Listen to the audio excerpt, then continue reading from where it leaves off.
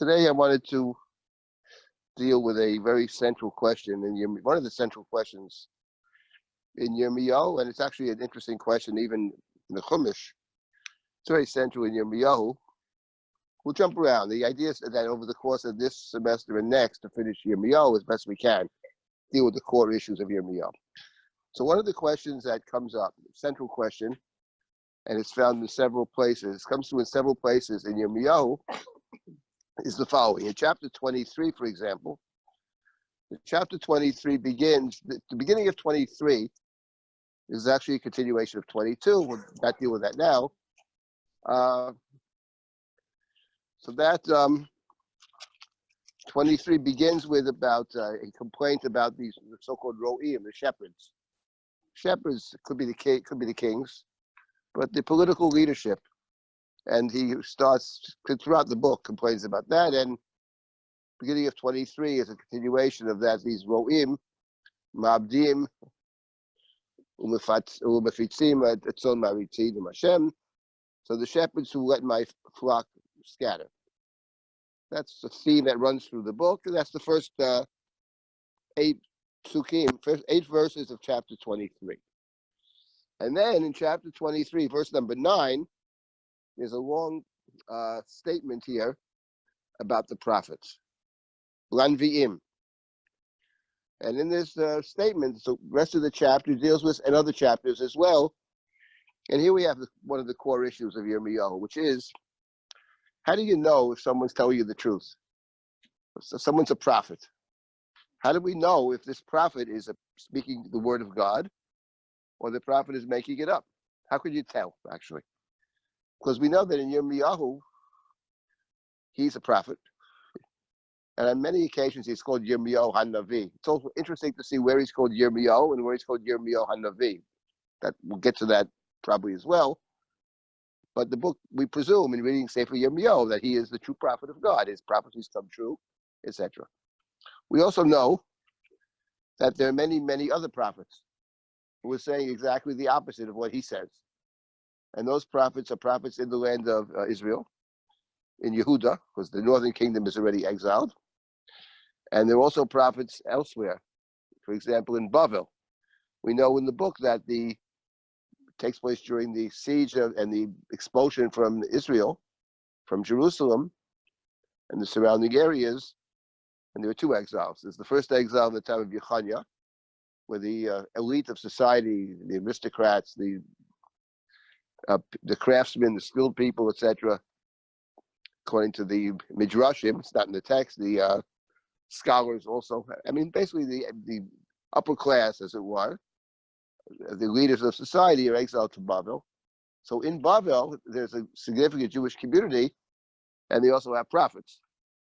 So these prophets are also saying prophecies that directly contradict Yirmiyahu's prophecies, namely that the Babylonian exile will be over very soon, the vessels of the temple will be restored, and there are a lot of these prophets. And there's only one Yirmiyahu, essentially. Now, there are a couple of others as well, but fundamentally it's one against many. So how do you know who's telling the truth? Somebody that's just a prophet, how do you know? Now, the truth of the matter is that the Torah already asked this question. It's already in the Chumash. Exactly this question is in the Chumash. The problem is that the answer the Torah gives seems to be unsatisfactory. We're not the first to notice this. This is found, the topic of prophets, of validity of the prophet, is found in 2 places in Devarim. We have already remarked, and we'll see this over and over again, that the book of Yirmiyahu and the book of Devarim are closely linked together, certainly in language. A lot of the language of Yirmiyahu is exactly the same as language we find in Sefer Devarim. In any event, Sefer Devarim, in 2 different places, deals with the issue about a prophet and a false prophet. That's very important for us in studying the prophets, especially Yirmiyahu. So the first time is found in Devarim chapter 13. And that chapter, that's the one that's less significant for us, but we'll take a look at chapter 13 of Devarim, very beginning, in the 2nd verse. There it says, Ki yakum b'kirbecha navi, o chalem chalom, v'natan elecha ot amofet. So the parsha, the chapter 13 of Devarim deals in general with one of the favorite themes of Sefer Devarim, which is idolatry.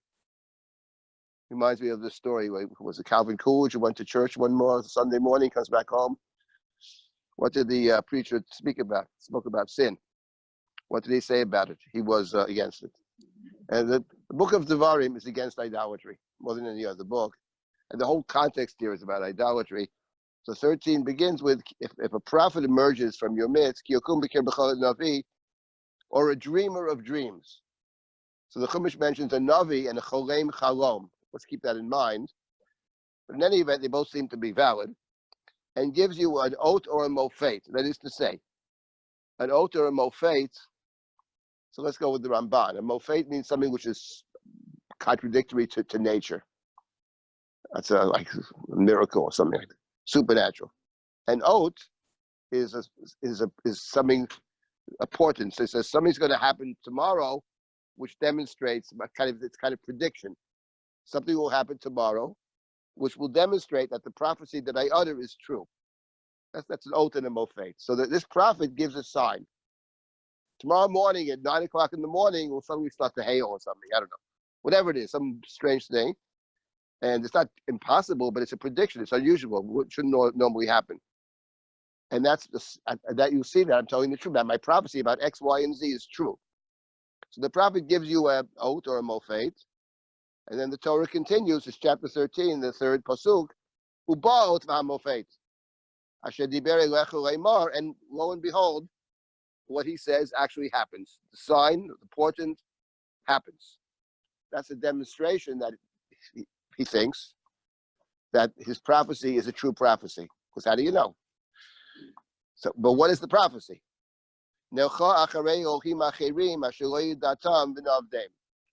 So he says the prophecy is that we are commanded. The prophet says, "Let us follow a different God. Let's worship a different God."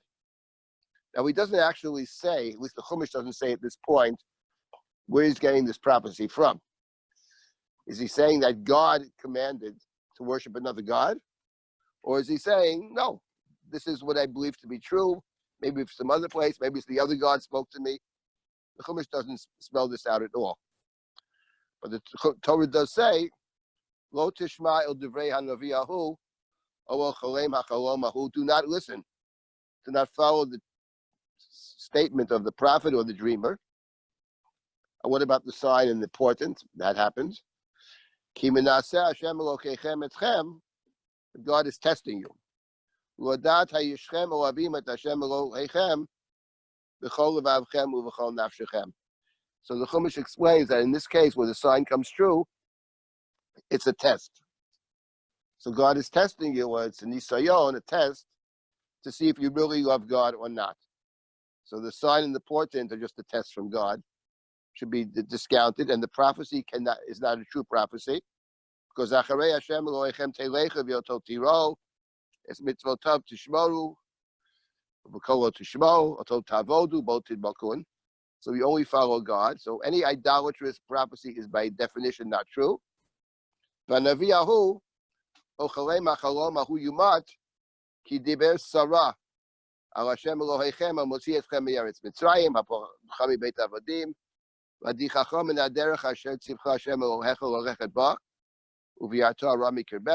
prophet should be put to death. He has spoken sarah. Can they translate disloyally? Sarah means, I would say, falsely, perhaps. So it's a word that appears also in Sefer Yirmiyahu about the prophet who speaks sarah. Keep this in mind.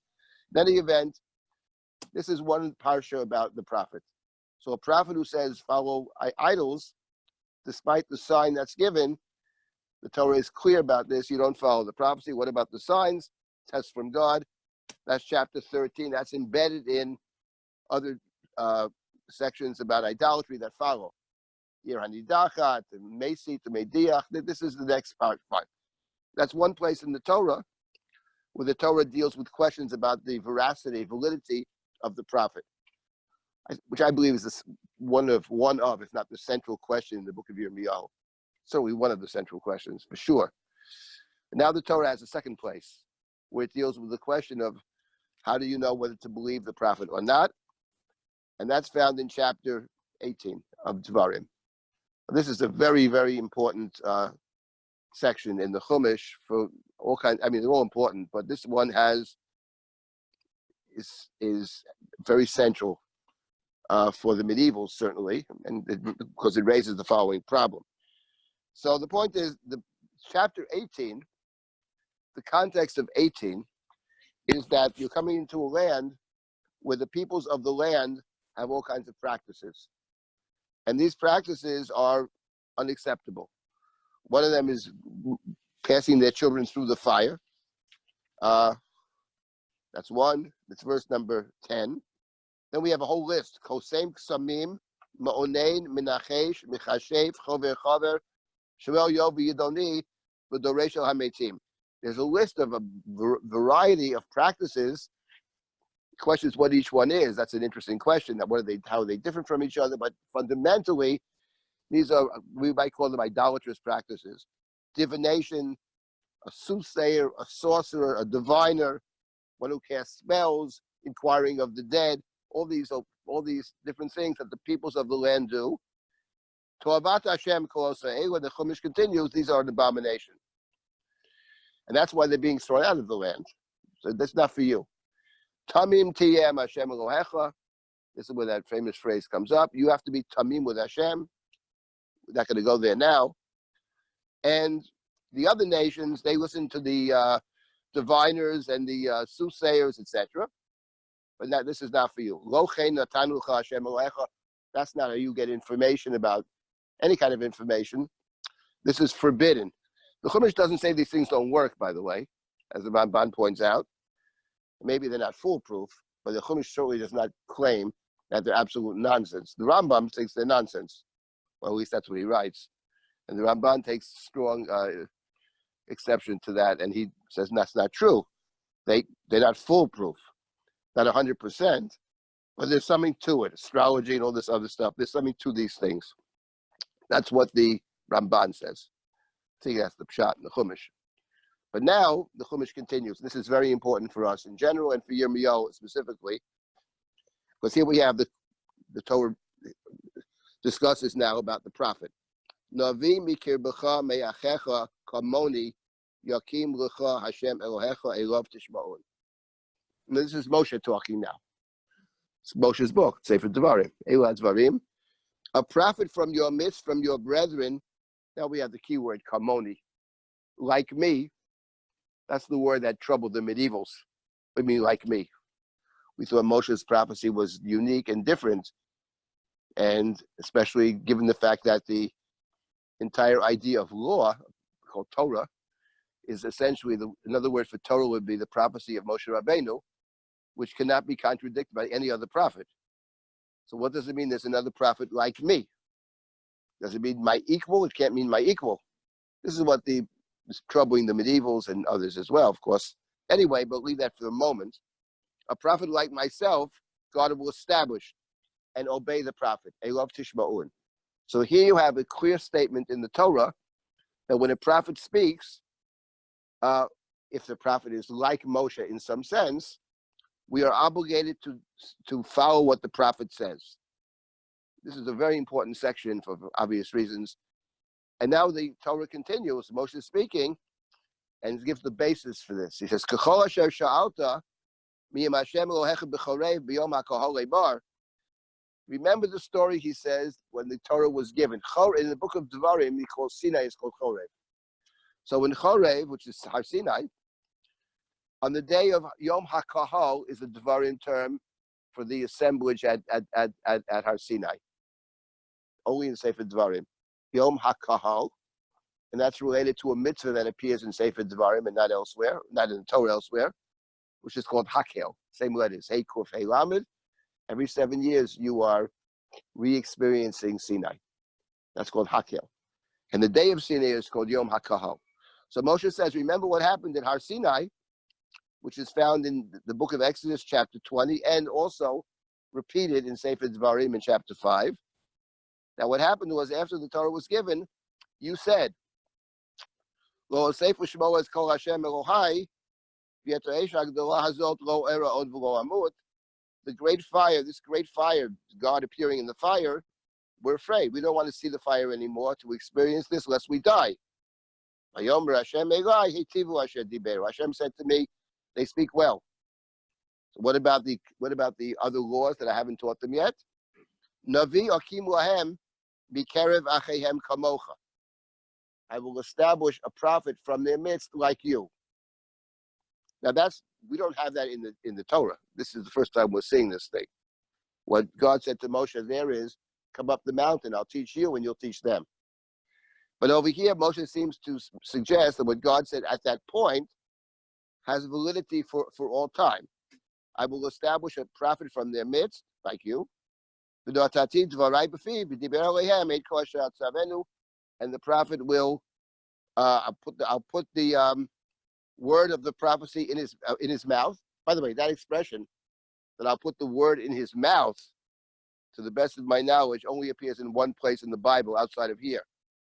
Chapter 1 of Jeremiah. It's the first chapter of Yirmiyahu. It's exactly what God says, I'm putting my words in your mouth. It's another Devarim connection, there are millions of them. So in any event, and he will say, this prophet will say, whatever I command. Fine. Let's leave out the question of Kamoni, because rabbinic tradition and takes a very firm stand on this, that after Moshe, no new laws can be given. That's the claim that's made in more than one place. Says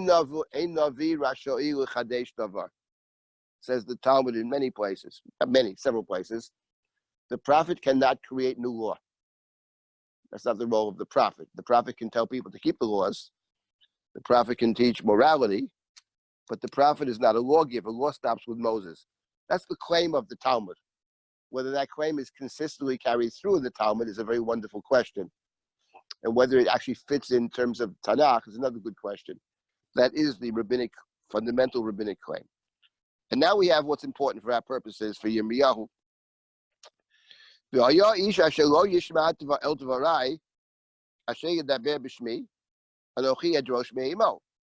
if the person does not listen to the prophet says something or other, mend your ways, be righteous, whatever it is. If the people refuse to listen, Anochi edrosh me'imo, I will take that in account. I'll hold that person or people in account if they don't listen to the prophet, because the prophet is speaking my words, because I'm speaking through the prophet. However, Achanavi Asher Yazid L'daber davar b'shmi et asher lo tzivitiv l'daber. But what about the prophet who says in my name what I never said? I didn't command him. He's making it up, right? So in that case, Vasher Yadaber b'shem Elohim acherim, or I presume, or speaks in the name of another God. A prophet who either prophesies in the name of a different God, or a prophet who prophesies in my name, but says things I never said. I never said. Umeit hanaviyahu, that navi shall die. It doesn't say how the navi will die.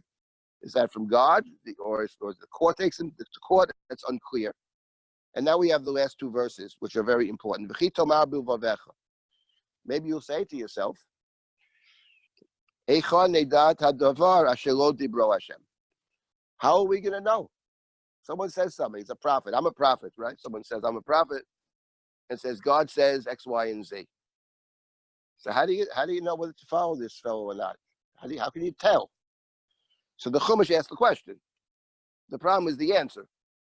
The answer is let's get to the answer. Asher yedaber hanavi b'shem Hashem, v'lo yiyeh hadavar v'lo yavo. If the prophet says something in God's name, and the thing never happens, hu hadavar shelo dibro Hashem, then God did not say that. God didn't, right? In 1 year from now, X is going to happen. And we'll get to this in a minute. It doesn't happen. Then that the prophet didn't say. Bizadon dibro hanavi lo togur mimenu. Then the prophet just spoke insolently. Do not fear the prophet. That means don't listen to the prophet. It's a false prophecy. God never commanded the prophet. So the first question is, when it says that the prophet says something and it doesn't happen, right? What does that mean? Does it mean that that's the actual prophecy? Or does it mean, I think more likely, that this is the prophet validating his prophecy. The prophecy is so and so is gonna I tell you to do X. I'm telling you to resist the Nebuchadnezzar, to fight Nebuchadnezzar, which is most of the prophets are saying. Right? And as a sign that this is true, let me tell you, and a sign that is true, in 2 years from now, X is going to happen. So if X happens in 2 years from now, he's a true prophet. And if X doesn't happen in 2 years from now, he's not a true prophet. But the problem is, that's very nice. What do you do the first 2 years? The problem is that was the Torah's solution to the problem. It strikes us as, let's put it this way, it's certainly an incomplete answer. Because what do you do with this, right? Second of all, exactly. And there's many things. And the second thing is, what about these signs? In other words, there's another question that emerges, which is that the Torah said earlier that if a prophet says to worship another god, avodah zarah, and gives a sign, an otam mofet, and it comes true, don't listen to that prophet, because God is testing you to see if you will follow God. You have to follow God's, cleave to God, etc. What about a different situation? Not when the prophet says to worship other gods, but the prophet makes a different pronouncement. Prophet says, from now on, not from now on, in 2 weeks from now is the Shabbos, let's say, Shabbos, let's say the beginning of October, is the 7th game of the World Series, if there's a 7th game. So I have a message from God that everybody should watch the game and forget Shabbos. Either travel to the city where the game is being played, or make sure you get it on TV or whatever. And that Shabbos is no Shabbos. That's pushed aside. And this is so what do you do in such a case? Do you listen to the prophet or not? So what is the halacha actually in such a case? So it's not clear, actually. It's not clear. The plain halacha is that if a prophet, who's a real prophet, says to violate something, like Shabbos, for example, then you do listen to the prophet, actually. That's the plain meaning of it. Now, has to be fine-tuned. Is it any kind of prophecy, or prophecy that has some kind of moral sense to it? Watching the World Series is not a moral obligation. But the rule is that, generally speaking, if someone is a prophet and tells you to violate, not idolatry is out. You never can do idolatry. But if the prophet, this is in the Gemara, a prophet says to violate a mitzvah, not to eat kosher for this matter, as long as it's not permanent. In other words, if the prophet says this mitzvah doesn't exist anymore, then we don't follow the prophet.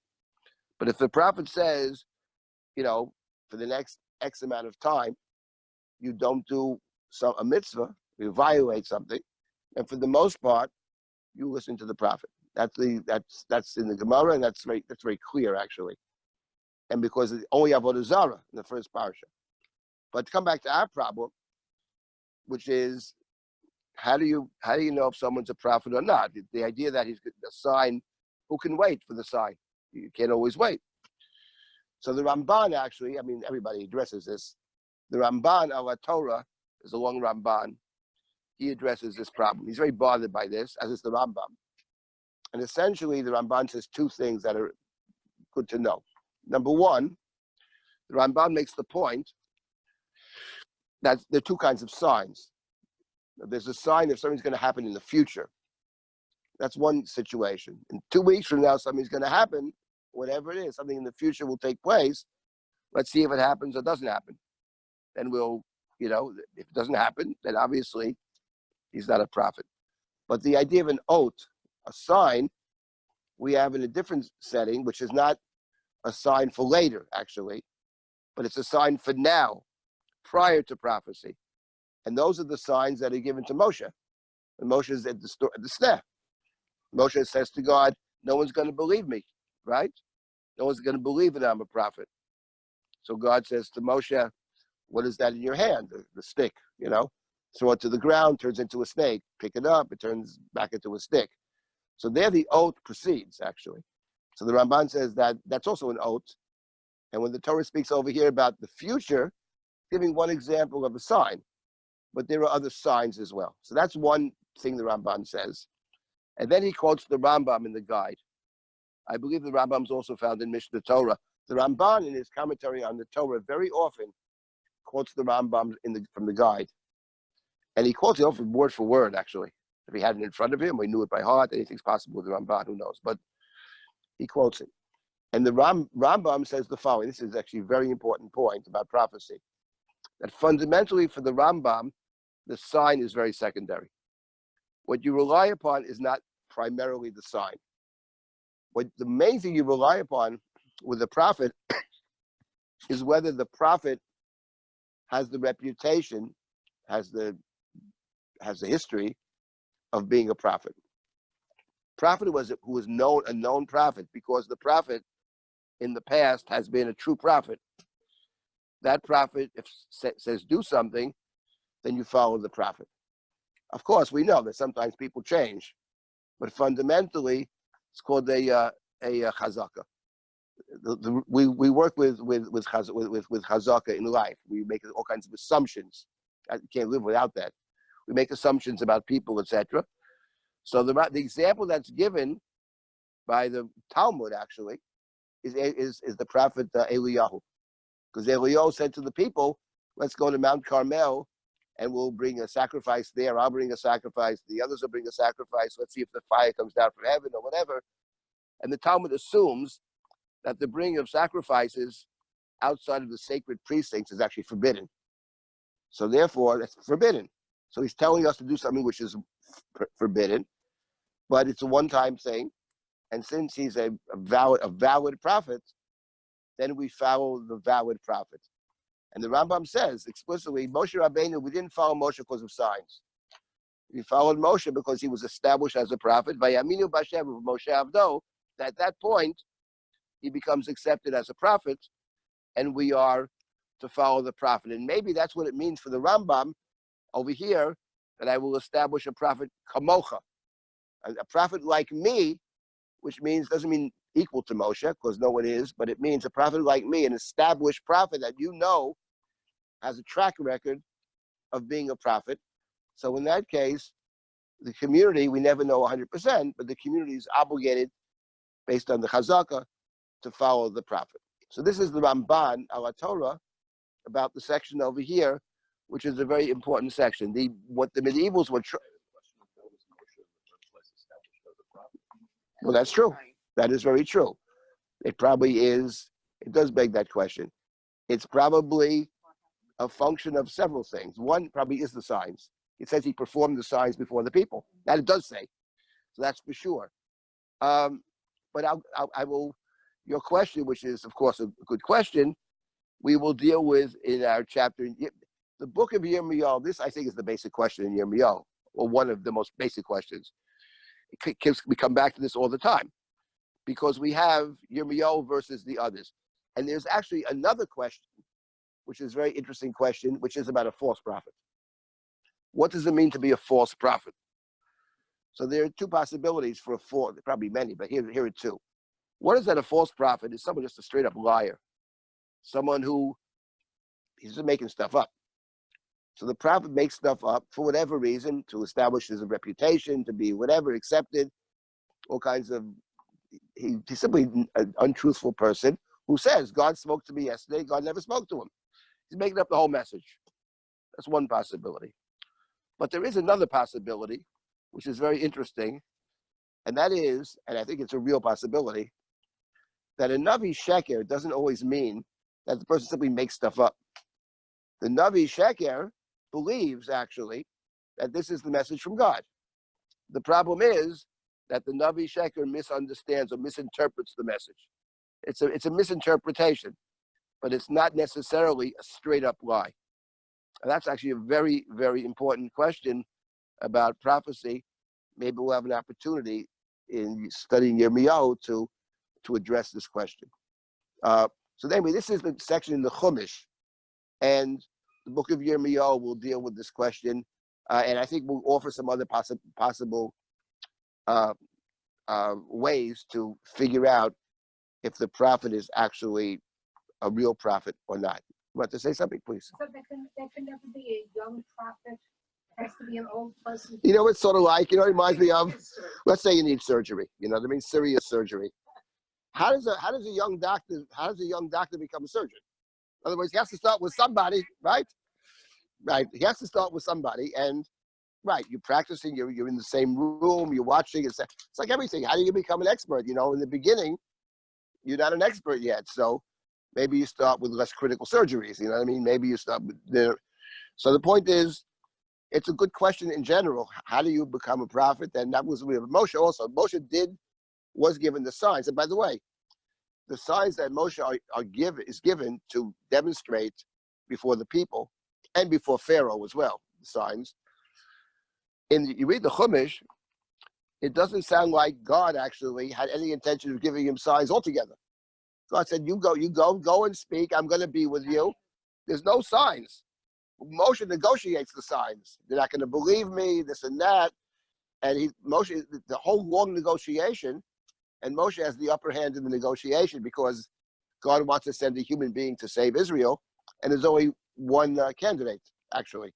So the point is, he's in a very good negotiating position since there is nobody else. So he gets two concessions on God's part. One is the signs, and the other is he gets Aaron, which was not God's intention in the beginning that Aaron should go with him, because Aaron's a good speaker. Moshe says, I can't talk. And God says, who needs a speaker? If I needed a speaker, would I go to you? So Moshe still insists, so take your brother Aaron. Yadati ki daber yadaber, he's a good talker. In that context, it's not so positive. Okay, but it has a positive side too. In any event, it's a good question. The same question, how do you get the reputation of being a true prophet? So it's probably over time, I would imagine. It takes place over time. It's a combination of different things. But we'll see that. I think Yirmiyahu, the book, deals with this question. Okay. But Moshe was complicated too because Pharaoh's cartooning were able to duplicate some of them. Right. That's right. That's even more so. The first signs are, they can also do it, right? With the kidney, but then they can't. At some point, they're not. At some point, he's a better. In other words, when Moshe stands before Paro, in the beginning, he's sort of like, Moshe wants to be, God doesn't want this, but Moshe insists. He's a kind of magician, basically. Now, he's a better magician than the others. He's a very good magician, but God didn't want a magician. But the signs are something, because he performs the signs before the people, and they believe. But later on, when they cross the sea and they see the Egyptians lying on the banks of the sea or whatever, that is not just about signs. There's something in their experience. They took them out of Egypt. He succeeded in taking them out of Egypt. And then they says they believe. Hashem had said earlier, they're going to believe in you. So that's what the Rambam is after. The Rambam is not crazy about signs, we can imagine. He's not big on signs. He's big on understanding. So they understand somehow that he's a true prophet. I mentioned all of this. I mentioned this because the book of Yirmiyahu, this is a central question, as we will see in that one moment. Yeah.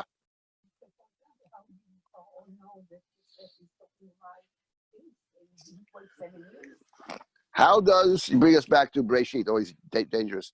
How does Paro know that, well, first of all, he says it's going to start now. The point of Yosef's interpretation, since you asked the question, I'll briefly answer that. There is a Cholem Chalom, actually. That's a Cholem Chalom. We'll get to the Cholem Chalom business, which is very important. The Chumash seems to talk of the Cholem Chalom as a valid kind of, a valid revelation. There's a prophet, and there's a Cholem Chalom. They're both valid in the Chumash. It sounds that way. We'll get to Yirmiyahu. We'll see. I think the answer to the question, well, Rashi asked the question. Rashi says, and others say, you can tell. You know what I mean? You feel that it's right. He felt that it's right. Besides the fact that he felt that it's right, there's another point about the dream of Joseph's interpretation that I have talked about many times. I actually write about it in my book on the Megillah, which is in a very not easy Hebrew, but that's not a problem for you. You can read it, right? But because Joseph's interpretation to Pharaoh, because the others have interpretations too, but Pharaoh doesn't like their interpretations. Ein potero tam with Pharaoh, which Rashi actually says something very interesting. I'm not sure it's the pshat, but it is the pshat in a deep way, which is none could interpret them for Pharaoh. The liparo, says Rashi, doesn't mean to Pharaoh, but liparo means for Pharaoh. In other words, all the interpretations, the 7 lean years, 7 good years, or 7 children. The 7 lean years, the children will die. So net, as we say, you end up with 0. 7 minus 7 is 0. But Joseph's interpretation is different, because Joseph's interpretation is that the 7 years are 7 years of plenty, during which time you take all the surplus and you control it. Tachat yad paro v'shamaru. And then the 7 lean years come, and nobody has food except for Pharaoh.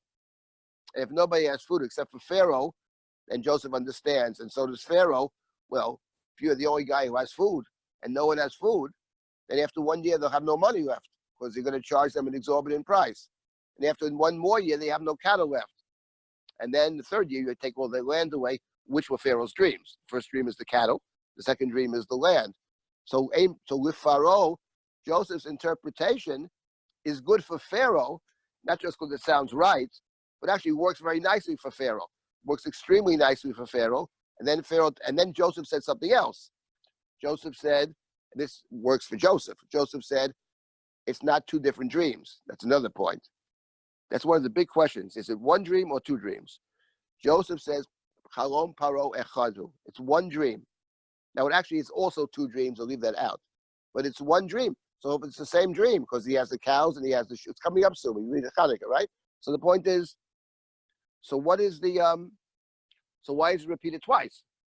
Why is God telling you the same thing twice? To which Joseph says, because God is saying it's happening right away. God is repeating the dream to tell you it starts now. The plenty starts right now. And therefore, if it starts right now, then Joseph says, as part of his interpretation, if it's starting right, it starts tomorrow. You better find someone right away to help you. And by the way, says Pharaoh, find a very wise man to help you, says Pharaoh to Joseph.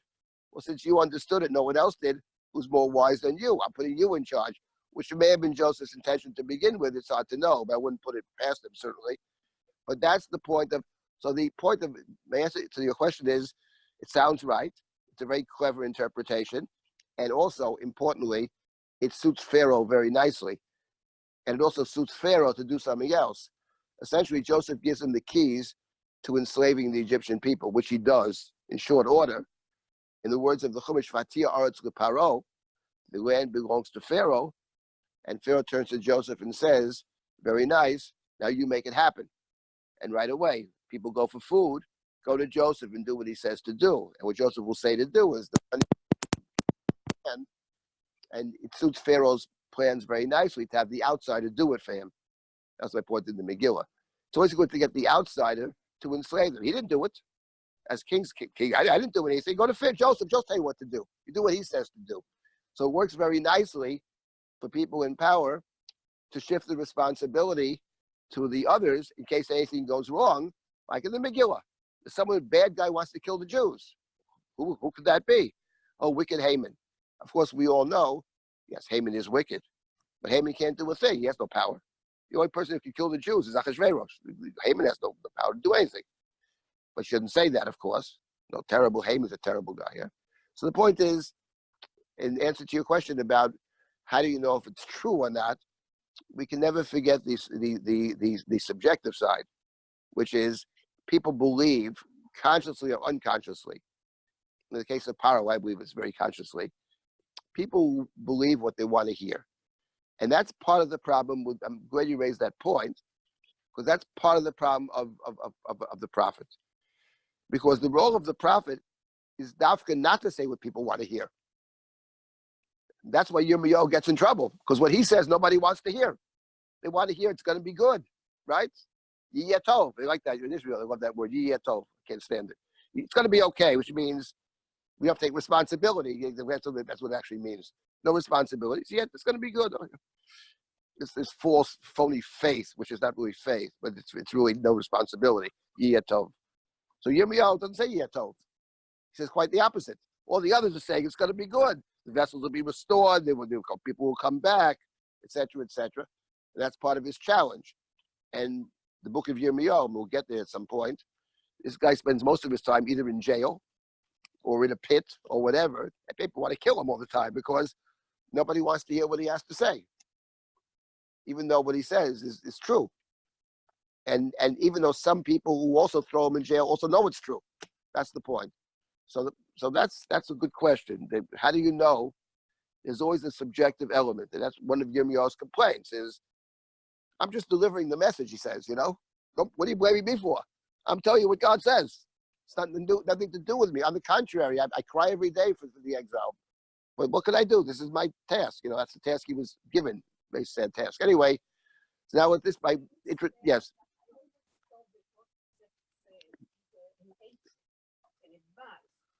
This is your homeland, so now I will give you an advice. But you say this is part of the interpretation. Right. What I said was, what I said was, and you could disagree, what I said is that Joseph giving advice to Paro, which is a little bit of a chutzpah. This guy come out of jail, you know what I mean? He's a foreigner who was thrown in jail. He's giving the Pharaoh and telling Pharaoh what to do. So my point is that I was suggesting that V'ato yere Paro ish davon v'chacham is actually follows from what he says the previous pasuk, which is God is telling you the same thing twice because umamaher Elohim lasoto. You have to act now. You have to act now. And by the way, interesting. Got to be careful with this. We can spend all the time on this. That the Megillah picks this up. The Megillah actually was one of the interesting features of the Megillah. I wrote about the Megillah Hebrew. It's a book that has to be read very carefully.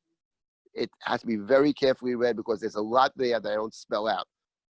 Even when I spell it out, it's spelled out in B'kitzur. But the point of the Megillah, one of the interesting things about the Megillah is the way it works with time.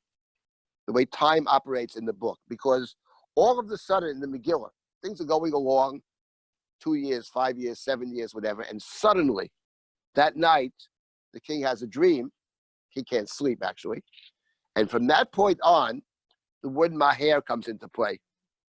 Maher kachatavush v'etasus kasher dibarta v'yafil lo v'yetaman, etc. It picks up exactly on the Joseph story as well in that way, in 100 ways. But how time operates. Suddenly, when it is that way. Sometimes when something emerges, you have to act right away. You can wait, you wait, and suddenly there's an opportunity, and you jump. You got to jump and do it, and that's the Megillah plays with this.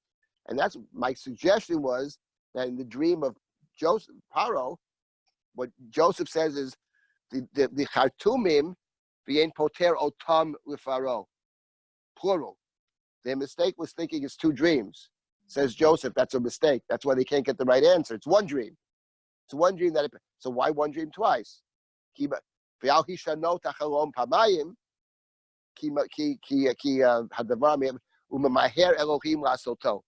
happening right. So my point is that because it's God is speaking to you. God's telling you now. So I'm telling you, as part of the dream, God tells you act immediately. Find someone right away. You got to act right now.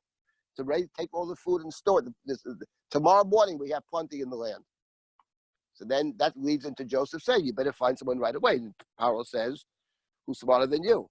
But he also has something else in mind. Who's more marginal than you? You're perfect for me, You're absolutely on the margins. So we can always blame the outsider for our problems. No one can complain against me.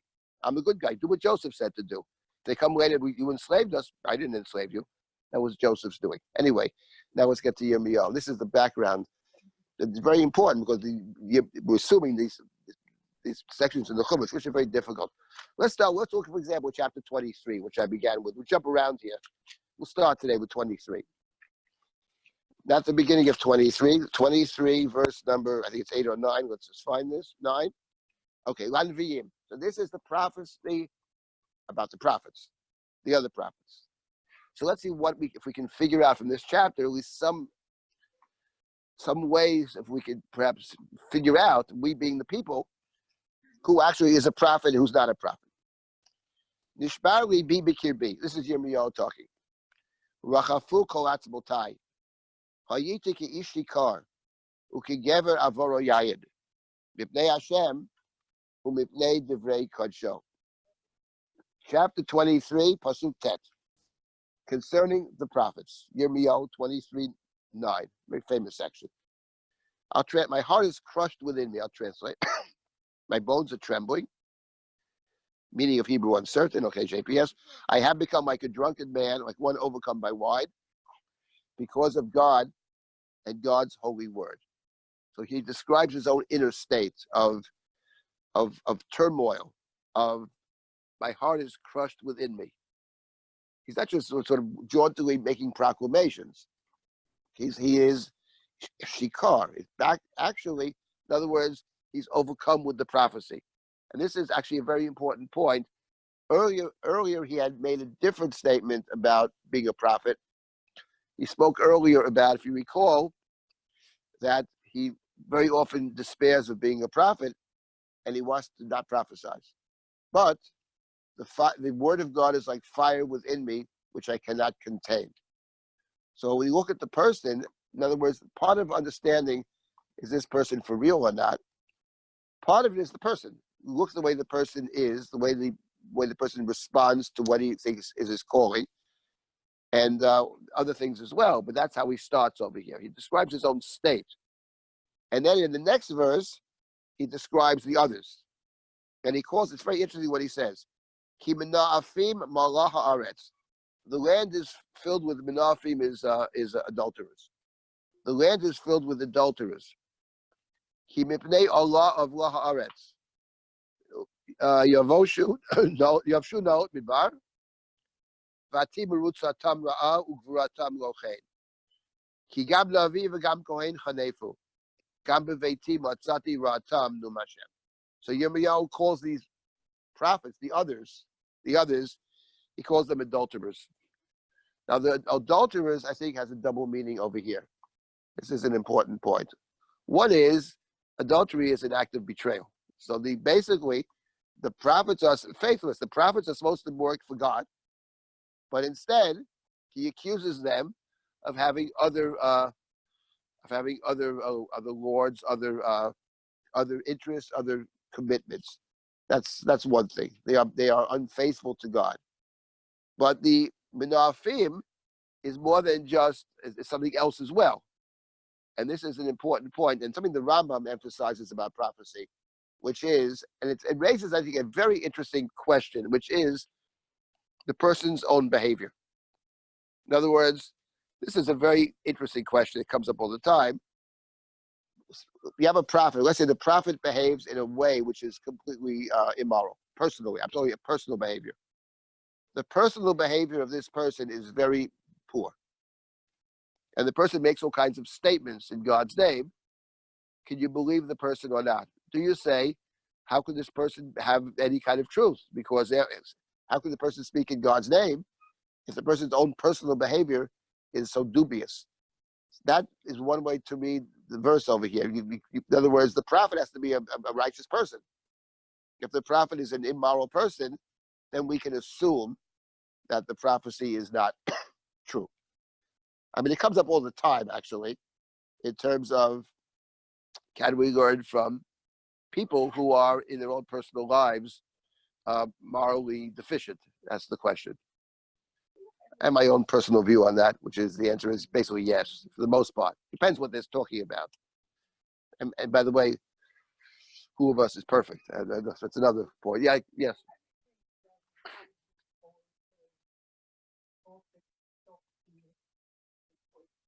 Right. That is a very good question. And it certainly is true that the prophets do speak in poetry, basically. Something I don't. What? That's part of what establishes their credibility, that they're on a little bit of a different plane. Right, but I think it is interesting because, of course, the great prophets do speak in poetry. And I also believe that because it's clear that there are a million prophets around. That's clear. There are many, many, many prophets. The Gemara says, how come certain prophets make it into the books and most of them don't? So they say, well, a prophecy that has relevance for all time gets into it's canonized in one. But I think there are other things as well about acceptance. And what is the beauty of the work, actually? You read Yeshayahu, I mean, it's stunning, really. Outside of maybe Eov, we don't have anything like it in Hebrew. I mean, Yirmiyahu is not bad either, but Yeshayahu was in a different plane. I don't know the answer. Part of poetry, I think, so part of it is maybe part of acceptance. Here, this beautiful poetry, maybe people are attracted to it. We remember, we remember through songs, for example. You have it in the Chumash. This Hazina was called a song. And teach them the song, which is a poem, so that they won't forget it. So I think part of it probably has to do with the language of poetry or song for our purposes are things that are easy to remember. And I think you have it in Yirmiyahu, especially because there's so much repetition. Part of the problem of going to Yirmiyahu, he says the same thing 20 times, the same expressions many times also. The question is still a good question. I think I fully answered the question. It is, what's a second? It is interesting in Sefer Shmuel, which is called Nevi'im Rishonim, that in Nevi'im Rishonim we have very little poetry. And one of the things about Shmuel I point out is that the prophet Samuel himself actually speaks in prose, except in one place. In one place, we have 3 instances of poetry, which is the story of Amalek. I talk about that. It's very interesting. But I would also say that we think of prose and poetry, but sometimes it's hard to know exactly what's prose and what's poetry. It's not clear cut. It is clear cut that some things are clearly poetry and some things are prose. But in between, there's other kinds of language, which is not poetry, but it's not straight prose either. Shirat Chana is poetry, I would say. Yeah, right. But there are other situations where it's not poetry per se, but it feels more than prose, mythic prose or whatever. Right, that's true, 100%. Right, maybe for us we don't approach it the same way, but it is a fact and an important one that the great prophets are talking poetry. Basically, that's for sure. Something to think about more. It's a very important question. I totally agree with the question is important. Yeah. Right. Well, I'll have the same question. There's something else about song, which is that the song has not just the power of song is actually not just in the words of the song or the tune, but in the silences. It's written with spaces. So the point about the song, the power of song, has to do with what's actually not spoken. It's the unspoken, which is very powerful. Nowadays, when people sing songs, they don't like spaces. They always fill in all the spaces. But in terms of the Hasidic music, they don't fill in the spaces. That's because the people today don't want the silence, afraid of the silence. They always fill everything in. They sing the songs in a way that doesn't reflect what it's actually about. Kabach never filled in the spaces, ever, or virtually never. His songs have all kinds of silences, and that's the power of it. And the great works of art are all that way. So what's not there that's striking. The Akedah is a perfect example of it. The silences of the Akedah. There's very little talking there. There's a lot of doing. There's a little. Okay, Sturmer calls that gapping for his own purposes, but it's true that the silences are there. So the poetry has the spaces and the silences, and that's also part of it. There's more here than we can describe. That's part of it. I'm telling you something, but there's a lot more here. That's part of the. Anyway, let's continue that with. So this is the question that is raised here. I think about when someone teaches something. Now he's not a prophet, but someone is problematic from a moral standpoint. Do you say we can't hear that person's teachings, or do you say, well, person's problematic, but doesn't mean there aren't great and deep truths in what the person is teaching? So, in any event, and there are different. It depends what the person's talking about. You know what I mean? if someone is talking about someone was his entire life was a dishonest business person and is going around lecturing about business ethics, I got a problem with that. You know what I mean? But so it depends what it is, basically. But in any event, so here we have fine. So this is how it starts. Fine. Think about it in terms of us figuring out whether or not the prophet is a true prophet.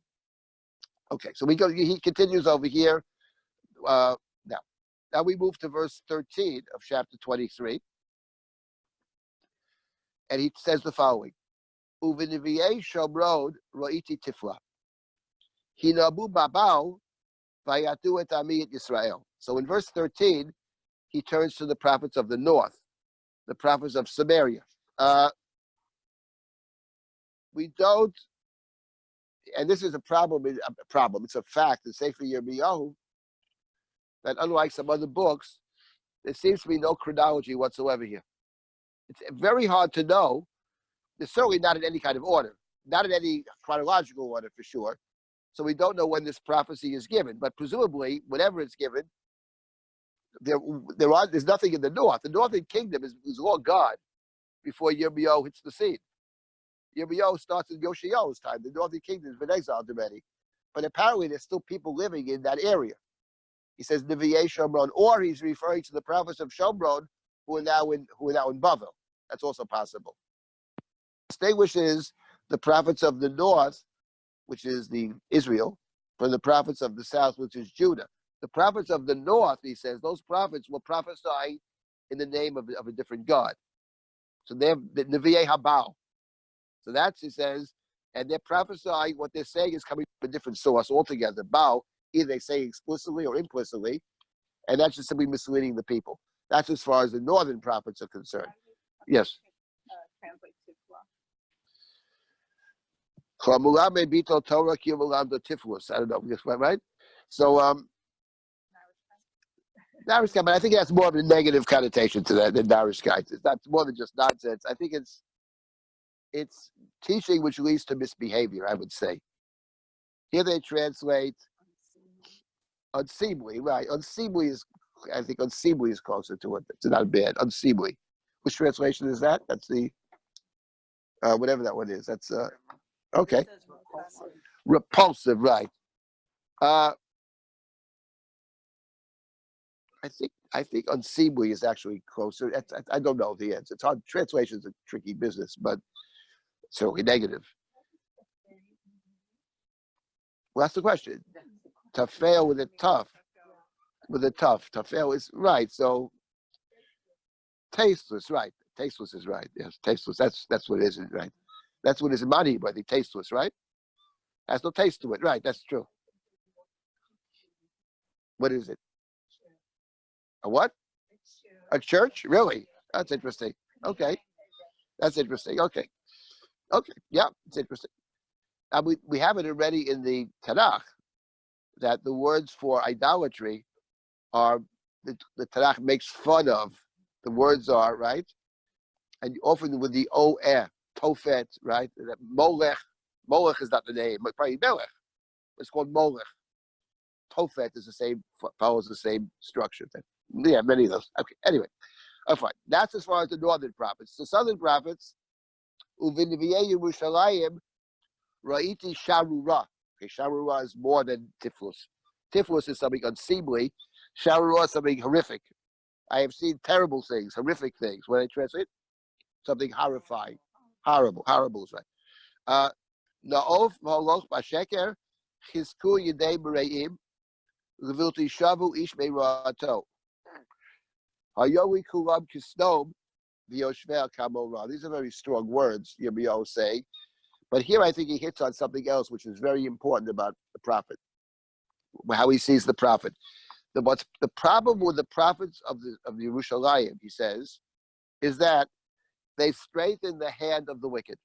In other words, the role of the prophet, which is why it's not a job with great security, is to tell people what they don't want to hear, which essentially is you're doing the wrong thing. People don't want to hear they're doing the wrong thing. But the prophets of Yerushalayim are doing quite the opposite. They're saying to the people, continue in your path. So that's a sign that if we ask the question, is someone a true prophet or not? None of these is a conclusive proof. But the prophet who simply comes and says, it's so wonderful, that person is not a prophet, because that's not the point of prophecy. Prophecy is to correct the situation. And Hayuli Kulam Kisnom Yoshver Kamora. I don't know what the reference to Sodom and Amorah is over here. I mean, God does send God's emissaries to Sodom and Amorah, but the Malachim that is sent to Sodom and Amorah, but there, the people of Sodom and Amorah refused to listen to God's emissaries. So maybe the critique over here, Kulam, perhaps is not referring to the prophets, but Kulam is referring to the people who didn't listen to the prophets. I'm not sure about that. But in any event, this is another factor about determining whether the prophet is real or not real, is what the prophet's mission is. Is the prophet here to correct or to simply validate? Validating is not, we don't need prophets for that. That's another point over here. Now, okay, let us continue. This is all in chapter 23. It's a long chapter over here, and it's a very difficult section at the end of this chapter, which I'll get to in a minute. But before that, I want to just jump for a moment to a different chapter which deals with prophets and prophecy, and raises a very interesting problem about false prophecy and true prophecy. How much time do we have here, by the way? It's about half an hour. Okay, fine. The chapter which is, and we'll come back to this. We won't finish this today. We'll come back to this. I want to find the different. Let me see. Yes, chapter 28. Chapter 28 is a very important chapter as far as this question is concerned about the true and false prophet. And it touches upon the question I raised earlier about a false prophet. Is the false prophet someone just a straight up liar? Or is the false prophet someone who actually hears a truth but misunderstands the truth? That's the question. So this prophecy, this chapter 28, we'll go back to 23, which is a very difficult, the end of 23 is very difficult. We'll have to work on that together. But in 28, we have a prophecy that is given, Bashana Hahi Bereshit Mamlechet Tzidkiyahu. 28 follows 27 chronologically. And this takes place at the time of King Tzidkiyahu. He's the king during whose reign is the destruction of Jerusalem in the 4th year of the 5th month. At that time, chapter 28, Amar Eli Chananya ben Azur Hanavi, Asher B'Givon, B'Veit Hashem, V'Yedei HaKohanim V'Chol Ha'am Lemar. So at that time, a man named Chananya, the son of Azur Hanavi, it's called Hanavi. So he's called the prophet. Chananya, the prophet Chananya, came to God's house, and he did so publicly. And he came publicly before the Kohanim and the people. Thus says, Hashem is often an introduction to a prophetic statement. So he talks a prophetic language. Thus says the God of hosts, Shavarti et ol melech Bavel. I have broken the yoke of the king of Bavel. Now that's a reference to the previous chapter, to 27. Because in 27, chapter 27, verse 2, Kohabar Hashem Eli, Aseh lecha moseirot umotot uletatem al tzavarecha. Yirmiyahu is commanded by God, we'll come back to this as well, to put on a yoke, to wear a yoke, and to speak to the nations of the world, not to Israel only, but to the nations of the world. He's wearing this yoke. And he speaks to there's a delegation that comes to Tzidkiyahu in chapter 27 from 5 different nations. A delegation. They have a conference, a meeting. And the kings of Ammon and Moab and Sor and Sidon, etc., and Edom also, 5 of them, they come to Tzidkiyahu because they're planning together how to resist Babel. So these nations, which are not always friendly with each other, but they have a common enemy, which is the Babylonians, the Nebuchadnezzar.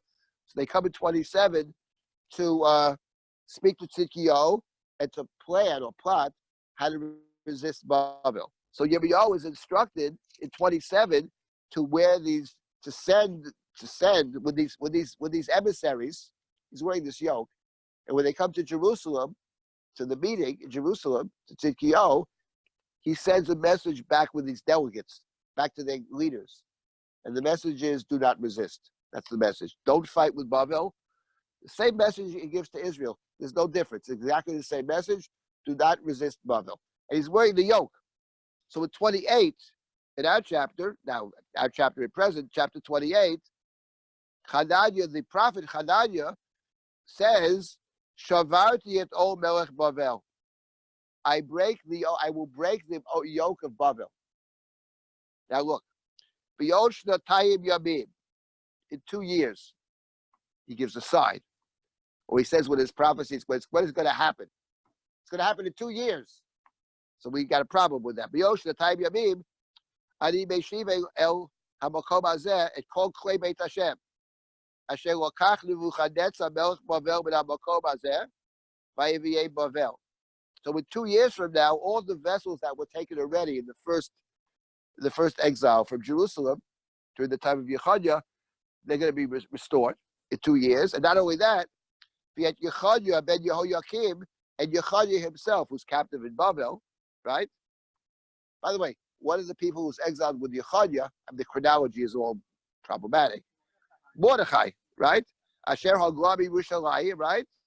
Im Yechoniah melech Yehuda, Sherei God Nebuchadnezzar melech Bavel. True, the chronology doesn't work out too well in the book, but it doesn't matter. He's assigned, because Mordechai is a leading Jew, so he's exiled with Yechoniah, and the vessels are there.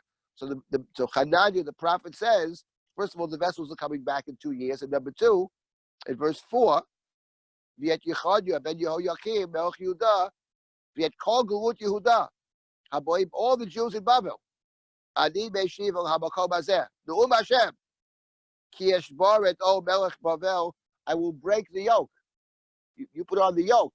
And I have a prophecy. The yoke will be broken. That's my prophecy. And everybody will be coming back. And he's a prophet. Hananiah Hanavi, he says. He's a prophet. 2 years. He says in 2 years. Vayomer Yirmiyah Hanavi El Hananiah Hanavi. Here he calls him Hanavi. So the prophet Jeremiah said to Hananiah the prophet, prophet against prophet. V'yedei kohanim u'yedei kol am homdim b'beit Hashem.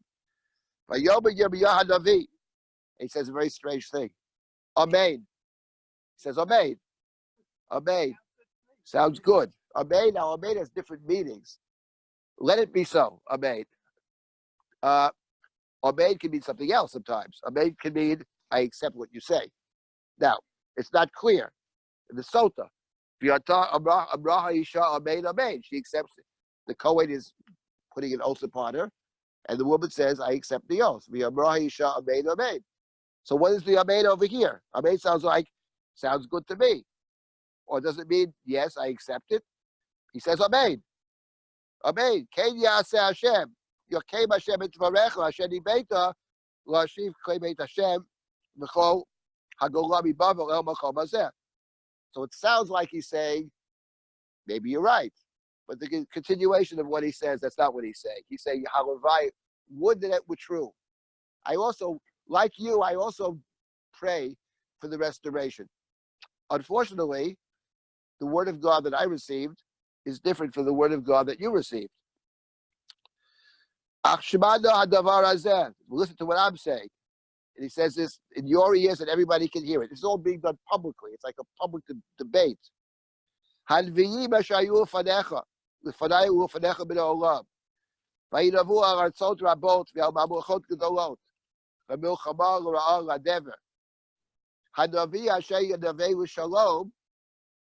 the prophets who came before us. This is Hanavi Asher Yinaveh L'Shalom Bivo Devar Hanavi Yivadah Hanavi Asher Shalacho Hashem Be'emet. He actually alludes to what it says in the Chumash. It says, you're saying this, I'm saying that. How can we tell the truth? You know what? Let's see what's going to happen. You say in 2 years you say 2 years from now it's coming back and the yoke is going to be broken. We'll see. Let's see. Isn't he also saying all the Nevi'im in the past whose words came true were doom and gloom Nevi'im? They were Well, he doesn't. Right. That's correct. For good. That is correct. In and of itself is a little suspicious. Right. True. We know which way he's headed, that's for sure. I agree with you, 100%. ויקח חנניה הנביא את המותה מעל צוואר ירמיה הנביא, וישברהו. So Hananiah at that point takes the yoke off Yirmiyahu and he breaks it. He breaks the yoke because that's his prophecy. The yoke will be broken, not right away, but in 2 years from now. Vayomer Hananiah l'nei kol ha'am, he does what Yirmiyahu offers. He's acting out the prophecy, as Yirmiyahu does all the time. Hananiah says, Kol Amar Hashem. It's the same language of Kol Amar Hashem. Kacha ashaberet o Nebuchadnezzar melech Bavel b'yosh shnatayim yamim. V'yal tzavar kol hagoyim. I'm going to break the yoke from all the nations, not just from the Jews. Because the 27, the delegations from all the nations. And Yirmiyahu's message was to all the nations. That's how the book starts. He prophesies about all. So the Hananiah is acting out the prophecy. This yoke will be broken. What is Yirmiyahu's response? Vayelech Yirmiyahu hanavi l'darko. He doesn't say anything. He leaves. We wonder why he leaves, actually. Does he leave because he's saying to himself, what's the point to argue with this guy? Or does he leave because he's thinking, could be. That's not the message I heard, but this prophet hears differently. And he's a Navi. This is the question. We don't know why Yirmiyahu just walks away. But now Hashem, Vayidvar Hashem with Yirmiyahu, Acharei Shvar Hananiah Hanavi et Hamotah, notice how it emphasizes Hanavi. If the Hananiah, the prophet, breaks the yoke, Me'al Tzavar Yirmiyahu Hanavi, God says the following. Haloch v'yamarta el Hananiah, Leimar, Kol Amar Hashem, Motot et Shavarta, v'yosita tachtehen Motot Barzel. Go back to Hananiah and say, you broke the wooden yoke, but instead of the wooden yoke, there's going to be an iron yoke.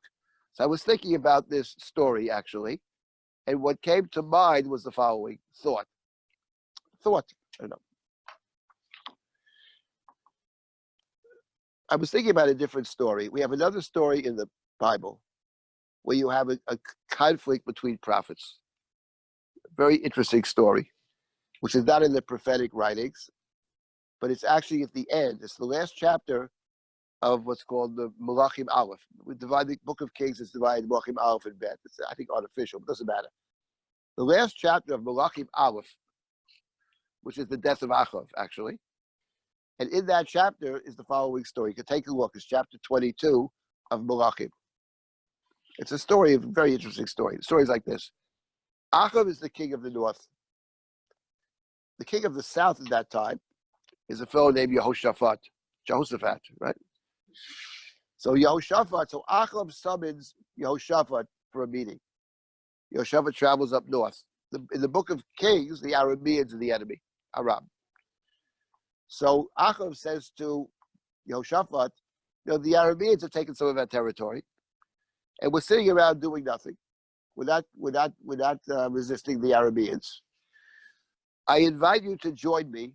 Together, we'll fight. Me and you together join forces, the north and the south, to repel the Arameans and take back our territory. Yehoshaphat says, I'm with you 100%. I'm with you. Kamoni kamocha, I'm with you. But before we engage in this expedition, can't we consult God and see what God has to say about it? So Achav says to him, let's see what we read that. What's it before that? Just 1 second. Let me just find this. It's in Kaf Beis, right? Perek Kaf Bet. Yes. But it's the 5th verse. So Achav, in response to the request, let's inquire of God. This is relevant, very relevant to us. He gathers 400 prophets. Arba Meyot Nevi'im, called prophets. He gathers 400 prophets. And he asked them, shall I go to fight or not, with the Arameans or not? Vayomru, alei, and they said, go up. V'yitein Hashem biyad hamelech, and God will hand them over to the king. So these are what the 400 are saying. They're all saying the same words. They're saying it as a chorus. Alei v'yitein Hashem biyad hamelech. Vayoba Yehoshaphat, famous story, a great story. Haid po Navi Hashem. Od. Is there another prophet around? Navi Hashem. Can we get another prophet here? Maybe a dissenting opinion. Can we get someone else? Don't you have a real prophet? He says, Navi Hashem. Here's the story. Story is so true, by the way. There is one guy. There's one fellow who we can inquire of to find out what God has to say. I hate him. Why do I hate him? He always says bad things about me. Right? Michael ben Yibla. His name is Michael ben Yibla. Vayobi Yehoshaphat. Oh, Yom HaMelech came. Don't say that, please. I mean, that's not nice. He hates you. Who says he hates you? Vayikra Melech Yisrael El Saris Echad. Vayomer Mahara Michael ben Yibla. So the king calls over one of his messengers. Hurry up, bring Michael ben Yibla quickly. Bring him here. Umelech Yisrael V'Yehoshaphat Melech Yehuda Yoshvim Ish Al Kiso. So the two of them are together sitting on with the chairs means their thrones. These two kings are sitting on the throne. They're sitting in a threshing floor with their kingly garments. Another goren. Petach Shar Shomron, by the gate of Shomron. And the Nevi'im are prophesying in front of it. Remember, by the way, that we encountered Nevi'im in the book of Shmuel the first time. Bands of prophets, they have musical instruments. So there's an element of music with it as well. So we relate to your question about poetry and art and music. Vayasol Tzidkiah ben Kenana Karnei Barzel. And Tzidkiah ben Kenana, one of them, made for himself iron horns. Iron horns, right? Vayomer Kol Amar Hashem. Thus says the Lord. With these you shall gore Aram until you destroy them. Make an end of them. So you have here their chanting, before the chanting, and you have the acting out of the prophecy, which we see in Yirmiyahu many times, acting out the prophecy.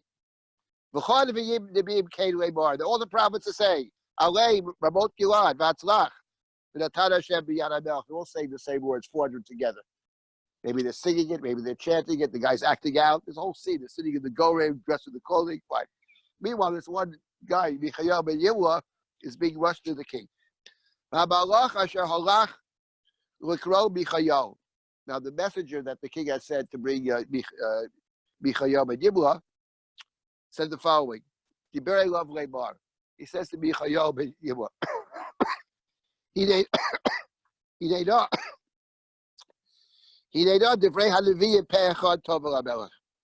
all the prophets are saying good things, right? It's unanimous, Exactly. I'm sure all of us have been in situations like sitting in a room. Who says X? Who believes X? So everybody except for one person. Listen, they say, let's make this unanimous, Everybody have that? Let's make this unanimous so everybody agrees. Sometimes it is unanimous, and sometimes the one who agrees grudgingly doesn't actually agree. Okay? Happens on juries, happens everywhere. So the guy says, look, it's 400 already. Why are you making 4? Don't make trouble. They're all saying Tov. You remember what's his name had said earlier. Lo yit Tov ki Yimra. He doesn't say good things. The question is, what does good mean? Okay? Good could mean what I want to hear. That's what good is. Okay. So this is the story. Fine. So Michael ben Yibla doesn't say anything. Vayavo el HaMelech. Yeah, God tells me to say. Oh, right. Oh, right. Skip that. Right. Vayavo Michael. I skip important parts. Okay. Chai Hashem, ki et Asher yomar Hashem Elai oto. I swear, he says, I'm going to say what God wants me to say. Now the story gets very interesting. So he swears, I swear to tell the truth. I'm going to tell the truth. I swear to tell the truth. Vayavo el HaMelech. Vayomer HaMelech elav, Michael, hanelecha ramot gilad gemilchama imechtav. Shall we go or not go? What do you say? Vayomer elav, alei v'hatzlach, v'natan Hashem b'yad HaMelech. So he says 6 words which are identical to what all the 400 are saying. So count me in, 401. He says exactly the same words. Now it gets very interesting for many reasons. Vayomer elav HaMelech. Ad kama pamim ani mashbiyecha. How many times can I impose an oath on you? Asher lo tedaber elai rak emet b'shem Hashem. I want you to tell me what God really says. You're just repeating what the others are saying. Tell me what God said. Tell me your prophecy. I want to hear your prophecy. I want to hear your opinion, right? Your opinion is important to us. We want to hear your opinion. Vayomer. Okay, I'll tell you what my opinion is. Ra'iti et kol Yisrael nifotzim el ha'arim. Katzona she'ein lahem roeh. I envision Israel scattered on the hills, like a flock that has no shepherd. It's a very Jeremiah prophecy. The flock which has no shepherd. And God said, they have no Lord over them. They should all go home. Let them go home in peace. So what is the prophecy, basically? Prophecy is that, well, that's not to go. The prophecy is that Achul will die. That's the prophecy. He's the leader. They have no leader. My prophecy, that they're scattered because their leader is God. You want to know what God says? If you go up there, you're going to die and you're going to fail. That's what God says. I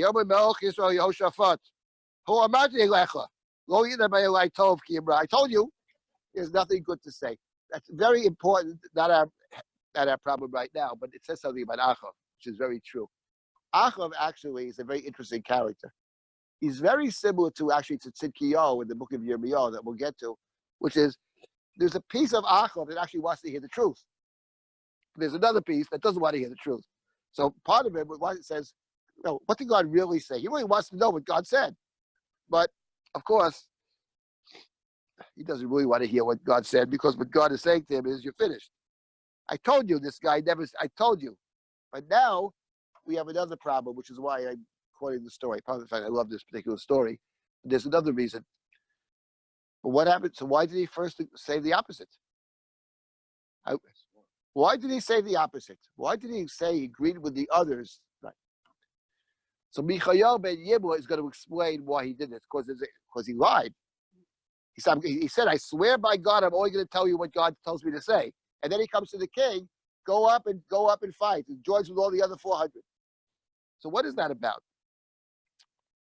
Right. So Bayomer, Lachet Shema Dvar Hashem. So now Michael ben Yibla says, okay, let me explain what God is saying over here.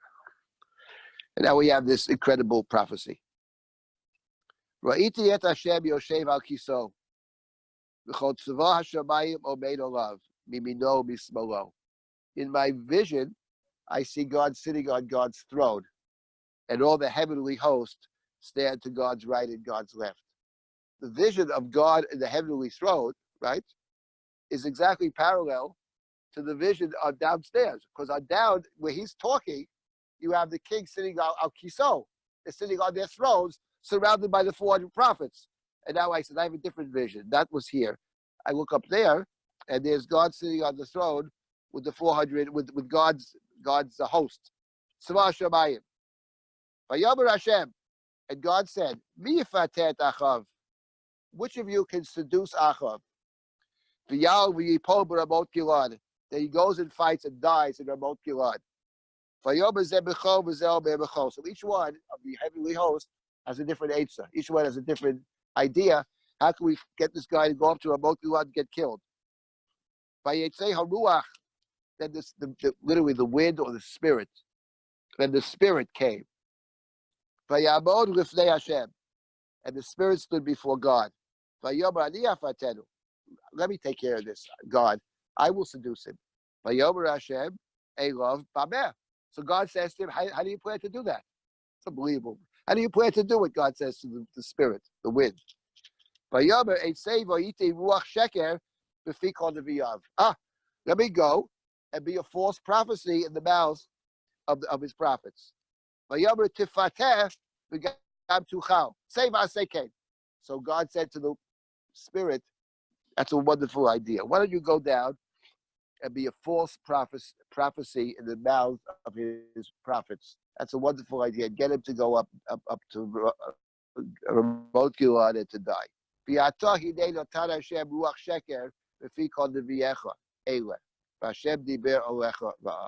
So this is the explanation. Now, what I wanted to suggest, as I've had in the past, it also explains something else. It explains a justification for why he himself lies. Because the lie is actually, in other words, his prophecy is to lie. I'm going to say whatever God tells me to say. But in this case, what God tells me to say is a lie, because the real point is to get you killed, right? And then when Michael ben Yibla sees that, what he says is irrelevant anyway, because he discounts him from either side. If he agrees, he discounts him because he knows it's not true. And if he disagrees, he discounts him because he doesn't want to hear anything that's not good. So what's that?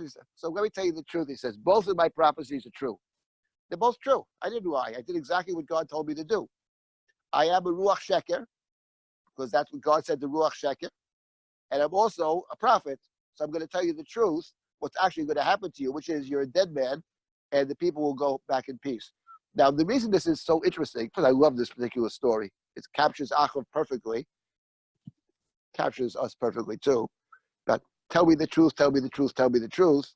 We don't want to hear the truth most of the time. Tell me the truth.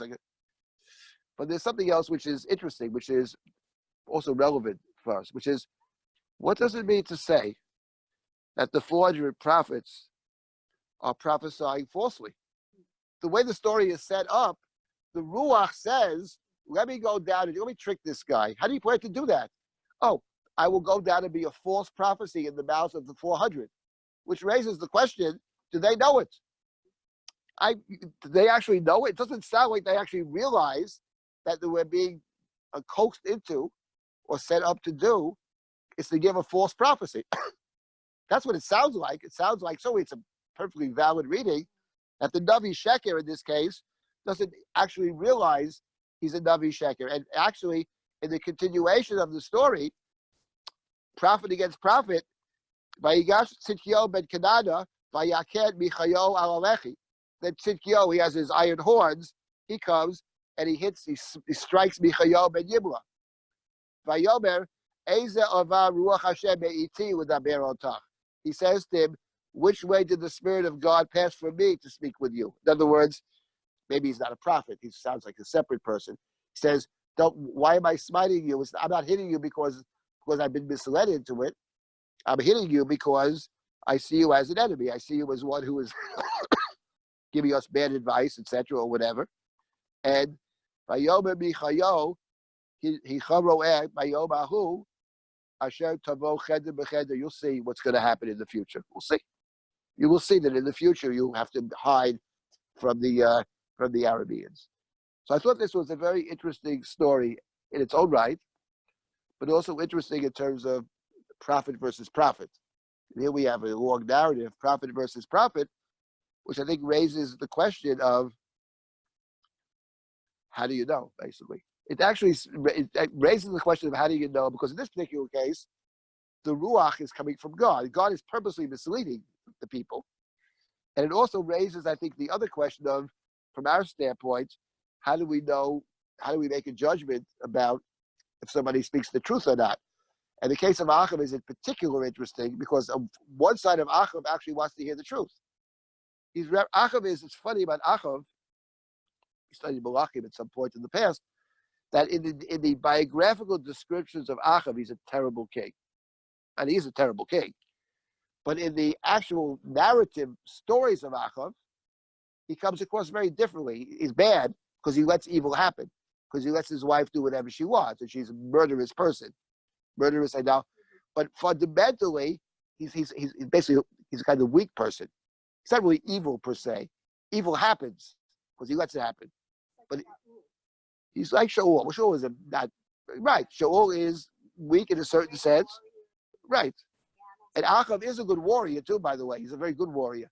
So the point is, for our purposes, he's very similar to Tzidkiyahu, as we will see in our study of Yirmiyahu. Okay, that's what, yes, sorry. Why do you think they don't call him Achav in this story? They call him Melech Israel every time. The Yehoshaphat is called Yehoshaphat. You would never know that it's Achav, it's just in this chapter. You're right. It's a good point. I haven't thought about it, so I just want to.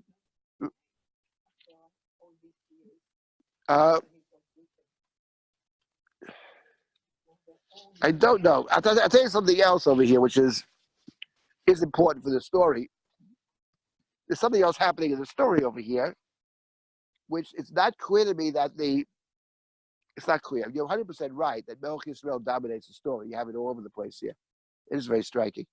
There's another issue with the story. Maybe it's related to what your question is, or your point. The king of Judah, which is Yehoshaphat, who was a good king, as his name would suggest, is joining forces with Achav. Achav is described as a terrible king, and he's controlled by Izebel, who's one of the worst people in the Bible. So you could ask the question about this partnership: is this a valid partnership or not? In other words, do you join up with Achav to fight the Arameans or a common enemy? Is that valid? Or do you say to yourself, if you're the king of the south, king of Jerusalem, I can't join forces with this guy, he's a wicked person. Now, in point of fact, here's what's interesting. In the book of Chronicles, not surprisingly, he's condemned for it. Chronicles condemns Yehoshaphat for joining with the north.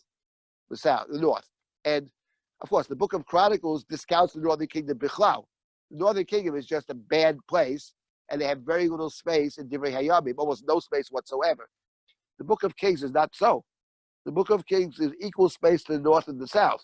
So the book of Kings, as bad as Achav may be, you join up with him. And maybe that's part of Melech Yisrael. Now, joining with Achav may be a bad king, but Israel is still Israel.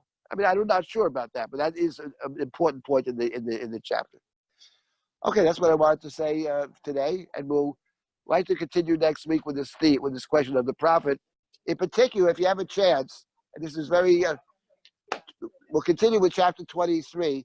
The end of chapter 23 is extremely difficult to figure out what actually is going on over there. So we'll continue next week with 23, which is the role of the prophet. Okay, stop here then. I did get.